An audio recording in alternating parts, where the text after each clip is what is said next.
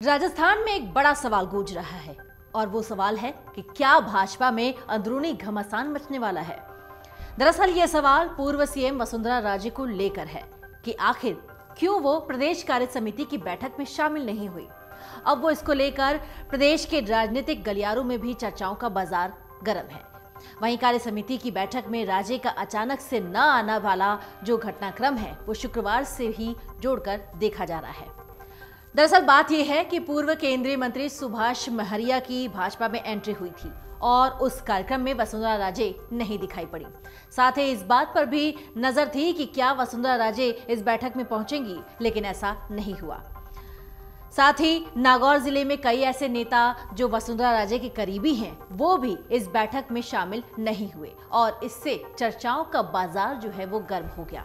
हालांकि भाजपा प्रदेश अध्यक्ष सीपी जोशी, प्रदेश प्रभारी अरुण सिंह, केंद्रीय मंत्री अर्जुन राम मेघवाल, गजेंद्र सिंह शेखावत और ओम माथुर सहित बीजेपी के तमाम नेता इस बैठक में मौजूद रहे, लेकिन वसुंधरा राजे गैर हाजिर रही।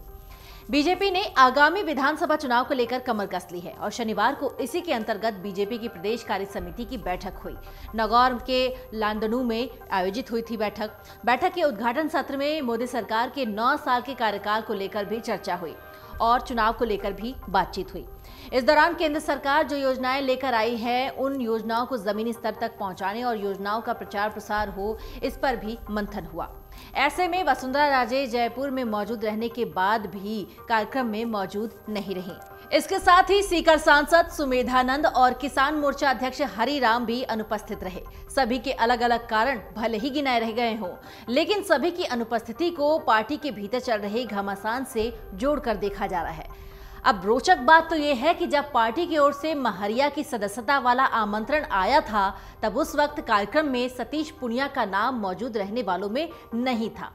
प्रेस आमंत्रण में सिर्फ अरुण सिंह, सीपी जोशी और राजेंद्र राठौर का नाम ही था। हालांकि पुनिया बाद में कार्यक्रम में आ गए। अब कारण जो भी हो, लेकिन सियासी गलियारों में इन बातों की खास चर्चा चल रही है। वसुंधरा राजे के कार्य समिति में न आने को लेकर भी कुछ लोग दलीलें दे रहे हैं कि उनकी तबीयत खराब होने की वजह से वो नहीं आई, लेकिन संभवतः महरिया की एंट्री में नहीं बुलाए जाने को लेकर भी कोई और भी बात हो सकती है, क्योंकि अरुण सिंह से भी मीडिया द्वारा यही बात पूछी गई थी। और ऐसे में सबसे बड़ा सवाल ये खड़ा हो रहा है कि आखिर जयपुर में होने के बाद भी वसुंधरा राजे इस मीटिंग में क्यों नहीं पहुंची। अरुण सिंह का जवाब था कि जरूरी नहीं कि सभी कोर कमेटी सदस्यों को बुलाया जाए।